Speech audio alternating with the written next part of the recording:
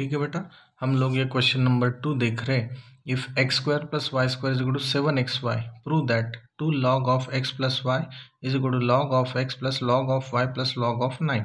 क्या करना है यहाँ पे, सबसे पहले LHS बताना है बेटा।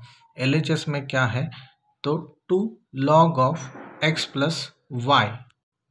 देखो LHS होता है 2 log of x plus Y, तो बस n log m होता है, log m raise to n, वो मैंने कवर कर लिया। फिर a plus B raise to 2 का फॉर्मूला यूज किया, a square plus 2ab plus B square. और फिर मैंने बेटा X square plus Y square, देखो गिवन में देखो उसका मतलब है 7xy, तो X square plus Y square की जगह मैंने 7xy लिखा, प्लस 2xy होगा 9xy। फिर log of m plus log of n का फॉर्मूला, log mn का फॉर्मूला यूज किया, log m plus log n। वैसे ही log x plus log y plus log 9, और वही मेरा RHS आ गया। ठीक है, एग्जाम्पल नंबर 2 में देखो a का वैल्यू दिया, b का वैल्यू दिया बेटा, ए बी डैश नहीं sorry a plus B dash is equal to a dash plus b dash. तो आपने सबसे पहले a plus B find out करो, उसका एडिशन होता है क्योंकि ऑर्डर सेम है। फिर a प्लस बी का ट्रांसपोज करो, पहला रो बिकम पहला कॉलम, दूसरा रो बिकम दूसरा कॉलम। फिर a डैश अलग से फाइंड आउट किया और b डैश अलग से फाइंड आउट किया है, फिर दोनों का एडिशन किया है, और फिर इक्वेशन नंबर 1 और इक्वेशन नंबर 2 बेटा एकदम सेम टू सेम आ रहा है। So that LHS is equal to RHS, ऐसे हम लोग बता सकते हैं। तीसरा एग्जाम्पल देखो, हमें a square is equal to i बताना है। तो a का वैल्यू दिया है 3 इंटू 3, फिर से a को a से ही मल्टीप्लाई करो 3 इंटू 3। मल्टीप्लीकेशन पॉसिबल है क्या, होगा क्या, तो हाँ होगा। तो R1C1 R1C2 R1C3 ऐसे किया, फिर first into first plus second into second plus third into third, वैसे सॉल्व किया है बेटा। तो ये जब हम लोग डिटेल में सॉल्व करेंगे तब हमारा आंसर एडिशन सब्ट्रैक्शन करने के बाद 100,010,001 आएगा, दैट इज आई। तो मैंने बता दिया a square is equal to I, ये आंसर है। दूसरा एग्जांपल बेटा, a square minus 8a scalar matrix है, तो क्या करना है, a को a से ही मल्टीप्लाई करना है, वो इधर बताया है। फिर आपने माइनस 8a करना है ना, तो 8 और a का मल्टीप्लीकेशन करना है, दैट इज स्केलर मल्टीप्लीकेशन करना है। तो स्केलर मल्टीप्लीकेशन में क्या होता है बेटा, 8 से आप a को मल्टीप्लाई करो, तो 8 से हर एक एलिमेंट्स को मल्टीप्लाई करोगे, 8 इंटू 2 8 इंटू 4 8 इंटू 4, फिर 8 इंटू 4 8 इंटू 2 8 इंटू 4। फिर दोनों में बेटा सब्ट्रैक्शन करना है। सब्ट्रैक्शन होने के बाद जो डायगोनल एलिमेंट्स आएंगे सबसे लास्ट में देखो 20 20 20 आ रहा है, बाकी सब 0 आ रहा है। तो स्केलर मैट्रिक्स का मतलब क्या, डायगोनल एलिमेंट्स एक ही होते हैं, वो कुछ भी हो सकते हैं 20 15 कुछ भी, पर सब एक ही होना चाहिए। तीसरा बेटा, ये रिजॉल्व इनटू पार्शियल फ्रैक्शन है। अगर आपने ये अच्छे से देखा तो आज ही हमने बैच में लिया है बेटा। तो ये एग्जाम्पल है आपका, denominator contains non repeated irreducible, x square plus आ गया ना, तो वो इररिड्यूसिबल है। इररिड्यूसिबल कैसे लिखा जाता है, a upon non repeated plus B X plus C upon irreducible 1। X का वैल्यू आप लोग सॉल्व करोगे, फिर दूसरा वैल्यू 0 और 1 लोगे, तभी आपका बेटा ये आंसर आएगा। x का वैल्यू -3 लिया है और दूसरे इसमें 0 लिया है और फिर 1 लिया है, क्यों, स्क्वायर टर्म है तो 0 1 -1 का सीरीज यूज करो। टाइप नंबर 3 में पहले a का वैल्यू मिलता है, फिर c का मिलता है और फिर b का मिलता है। तो जब b का वैल्यू मिलता है तब एक भी वैल्यू 0 नहीं होता है बेटा, ये आज ही हम लोगों ने आपको बताया है। तो डिटेल में देखना है, बीच में लगे तो वीडियो पॉज कर लो और अच्छे से देख के बेटा सब डिटेल में सॉल्व करो, तब जाके आपको कॉन्फिडेंस आएगा। ये टाइप नंबर 3 है। ठीक है, अभी हम लोग चल रहे हैं नेक्स्ट एग्जाम्पल की तरफ। नेक्स्ट एग्जाम्पल है हमारा 3x plus 2 upon x plus 1 into x square minus 1। X square minus है मतलब उसका एक्सपेंशन करो, वो क्या होगा, एक्स प्लस 1 एक्स माइनस 1। फिर अच्छे से देखो x plus 1 x plus 1 x plus 1 का ब्रैकेट स्क्वायर हो गया बेटा, तो वो हो गया type number 2, denominator contains repeated and non repeated का कॉम्बिनेशन। तो भी एक x का वैल्यू एक बार 1 पुट करो, फिर x का वैल्यू -1 पुट करो और फिर x का वैल्यू 0 पुट करो, तो फिर जो आंसर आता है वो आपका बेटा आंसर रहेगा। एग्जाम्पल नंबर 3 की तरफ देखो, कुछ नहीं बेटा, ये जो है third term contains negative sign, greater factor get middle term sign and another get its opposite sign. Type number 1 है ये। हाँ, मैंने कल ये यूट्यूब पे वीडियो भी आपको भेजा था ग्रुप पर। तो बस x का वैल्यू एक बार 3 लो, x का वैल्यू एक बार -1 लो, तो हमारा आंसर बेटा आ जाता है। a का वैल्यू मिलेगा, b का वैल्यू मिलेगा, ये दोनों वैल्यू इक्वेशन नंबर 1 में पुट करना है। कैलकुलेशंस अच्छे से करो। टाइप नंबर 1 में जब a का वैल्यू हम लोग फाइंड आउट करते तब b और c का वैल्यू 0 होता है, b का वैल्यू फाइंड आउट करेंगे तो बाकी दो वैल्यू 0 रहेंगे। जब तक आप लोग ये सॉल्व नहीं करोगे आप लोगों को बेटा कॉन्फिडेंस नहीं आएगा। अच्छे से देखना है। आगे का सम हम लोग ले रहे, आगे का सम दिया है बेटा उन्होंने, टाइप नंबर 1 है। देखो, एक बार x का वैल्यू 4 लेना है, फिर एक बार x का वैल्यू 1 लेना है, सॉरी -1 लेना है, और एक बार x का वैल्यू +1 लेना है। तो पहले मुझे a का वैल्यू मिलेगा, फिर b का वैल्यू मिलेगा, और फिर c का वैल्यू मिलेगा। ठीक है, अच्छे से देखो। ठीक है बेटा, आगे का सम हम लोग देखेंगे, क्रैमर्स रूल से सॉल्व करना है। तो आपको पता है मास्टर डी क्या होता है, coefficient determinant of x, y and z।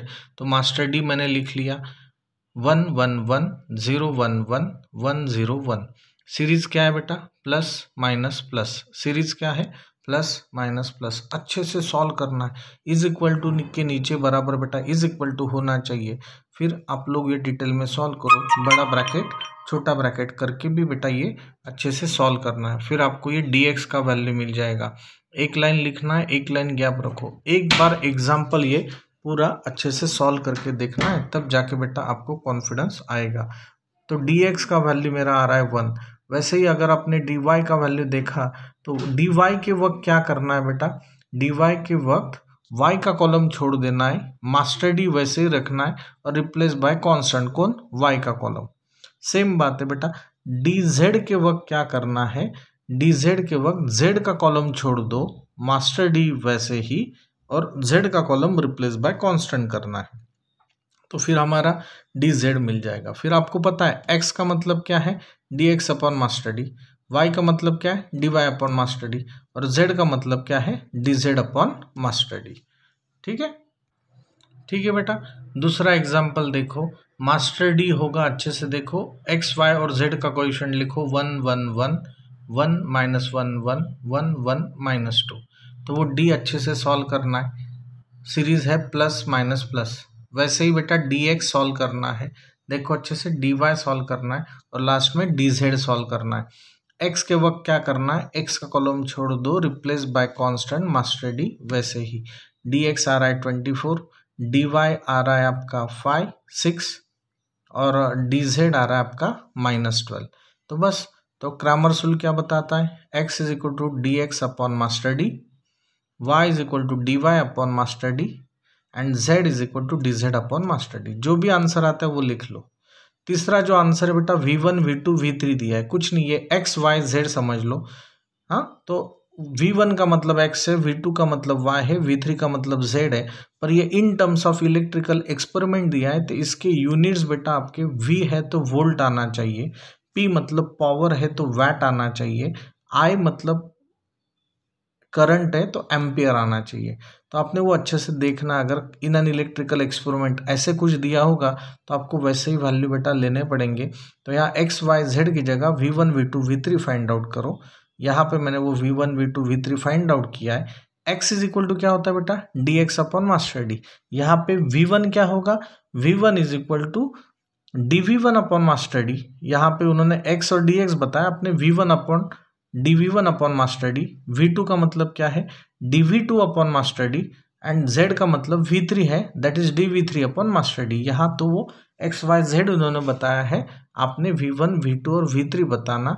Electrical experiment होगा तो इसके यूनिट होंगे वोल्ट्स वोल्ट्स और वोल्ट्स। वोल्ट नहीं दिया तो बेटा आपके मार्क्स कट होंगे, इतना याद रखो आप। ठीक है, आगे का एग्जाम्पल दिया है, ए अलग सा दिया है, बी अलग सा दिया है, और उन्होंने पूछा है show that A B singular और नॉन सिंगुलर। तो ए बी के लिए पहले ए इंटू बी करना पड़ेगा।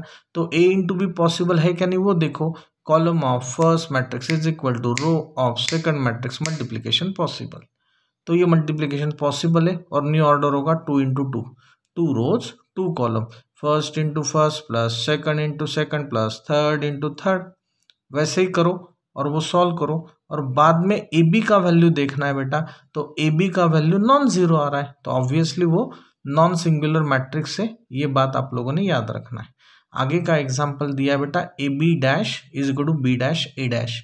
आपको पता है सबसे पहले ए और बी का मल्टीप्लीकेशन देखो, ए और बी का मल्टीप्लीकेशन अगर पॉसिबल है तो ए बी का मल्टीप्लीकेशन करो, उसका ट्रांसपोज लो, फिर पहले बी डैश लो, फिर ए डैश लो, और उनका आंसर देखो। अगर वो आंसर आ रहा है तो हम लोग बराबर है। और ऑब्वियसली ऐसे एग्जाम्पल प्रूव होते ही है, इतना याद रखो। 9th एग्जाम्पल में देखो, ए दिया है, बी दिया है, सी दिया है, एक्स दिया है, उन्होंने जो दिया है वो हमें फाइंड आउट करना है। तो सबसे पहले a प्लस टू बी करो, मतलब a plus two into B करो, उसका मिलके एक ही मैट्रिक्स आएगा, उसको c से मल्टीप्लाई करो। तो देखो मल्टीप्लिकेशन पॉसिबल होगा क्या, तो हाँ होगा। तो first row R1 C1, R2 C1, R3 C1, मतलब एक ही कॉलम आएगा। First into first plus second into second plus third into third. तो वो सॉल्व करने के बाद आ रहा है 31, 54 एंड 19। अच्छे से सॉल्व किया तो समझ में आएगा। तो हमें बेटा ऐसे वैल्यूज इसके मिल जाते हैं। अभी देखो ए दिया है, बी दिया है, सी दिया है, तो ए बी इंटू सी करना है और ए इंटू बी सी करना है। तो पहले ए बी सॉल्व करो, देखो ए बी का मल्टीप्लिकेशन होता है क्या, होता है, फिर उसको सी से मल्टीप्लाई करो। तो ए बी को सी से मल्टीप्लाई किया, अच्छे से देखो, उसे इक्वेशन नंबर 1 दिया, और RHS में क्या दिया है, ए इंटू बी सी दिया है, तो पहले बी सी सॉल्व करो। बी सी होता है क्या, हाँ होता है, तो फिर बी सी आ गया, फिर उसको ऐसे मल्टीप्लाई करो। मतलब आपको यहाँ पे 4 बार मल्टीप्लिकेशन प्रोसेस करना है। हाँ, ये एग्जाम्पल बेटा अच्छे से सॉल्व करो तो आपको समझ में आएगा। ठीक है, तो ये equation number 1 is equal to बेटा इक्वेशन नंबर 2 होता है। तो A B into C is equal to A into B C. याद रखना है, सबसे पहले मल्टीप्लिकेशन पॉसिबल है या नहीं वो क्रॉस चेक करो, और बाद में अपने डिसीजन लेना है, और फिर से कितना रो कितना कॉलम वो लिखना है, R1 C1 R1 C2, उसके बाद ही सॉल्व करना है। ठीक है, all the best, thank you.